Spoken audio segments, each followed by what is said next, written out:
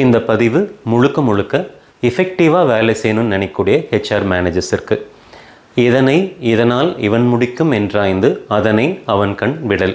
இன்றைக்கி ஒவ்வொரு ஹெச்ஆர் மேனேஜருக்கு இருக்கக்கூடிய மிகப்பெரிய சவால் என்னென்னா, எந்த வேலையை யாருக்கிட்ட கொடுத்தா சரியாக செய்ய முடியும், இல்லை எந்த ஒரு புதிய கல்ச்சரை கம்பெனிக்குள்ளே கொண்டு வரும்போது இந்த டீமை ஃபார்ம் பண்ணால் இது சரியாக செஞ்சிட முடியும் அப்படின்னு ஐடென்டிஃபை பண்ணுறது ரொம்ப சிரமமாக இருக்குது. இதுக்கு தான் law of diffusion of innovation அப்படிங்கிற ஒரு தியரி இருக்குது. இந்த தியரியோட கான்செப்டை புரிஞ்சுக்கிட்டு இதை நம்ம செயல்படுத்தணும் அப்படின்னா ஒரு தொழில் நிறுவனத்தில் புதிய கல்ச்சரை உருவாக்க முடியும். உதாரணமாக ஒரு 5S கல்ச்சர் உருவாக்குறோம் அப்படின்னா, ஒரு தொழில் நிறுவனத்தில் ஒரு 100 மனிதர்கள் இருக்கிறாங்கன்னா அதில் 5 வகையான மனிதர்களை நம்ம பார்க்கலாம். முதல் வகையான மனிதர்கள் பார்த்திங்கன்னா இனோவேட்டர்ஸ் அப்படின்னு சொல்லுவோம். இனோவேட்டர்ஸ் யாருன்னா, புதிய விஷயங்கள் செய்யணும், நான் ஃபஸ்ட் எடுத்துன்னு அதை நான் செய்யணும், எனக்கு எந்த ரிஸ்க்கை பற்றியும் கவலை இல்லை, பட் புதுசாக செய்யணும்னு நினைக்கக்கூடிய மனிதர்கள் பார்த்திங்கன்னா ஒரு நிறுவனத்தில் 2.5% மட்டுமே தான் இருப்பாங்க. ஆனால் அவங்க தான் புதிய விஷயத்தை உருவாக்கி அதை செயல்படுத்தணும்னு நினைப்பாங்க. இப்படி அவங்க செயல்படுத்தணும்னு நினைக்கிற விஷயத்தை அடாப்ட் பண்ணுறதுக்கு சில மனிதர்கள் வேணும் இல்லைங்களா, அவங்கள தான் செகண்டாக எர்லி அடாப்டர்ஸ் அப்படின்னு சொல்கிறோம்.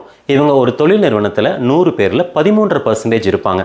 இவங்க தான் என்ன பண்ணுவாங்கன்னா, அந்த புதிய விஷயம் வந்த உடனே எதை பற்றியும் பெருசாக ஆராய்ச்சி பண்ணாமல், நான் ஒரு ட்ரெண்ட் செட்டராக இருக்கணும், இதை நான் ஃபாலோ பண்ணிடணும், என்ன நடந்தாலும் பரவாயில்ல, இது கூட நான் அடாப்ட் ஆகிறாங்க இல்லைங்களா, இவங்க எல்லாமே எர்லி அடாப்டர்ஸ். இவங்க தான் கீ ஃபேக்டர்ஸ்.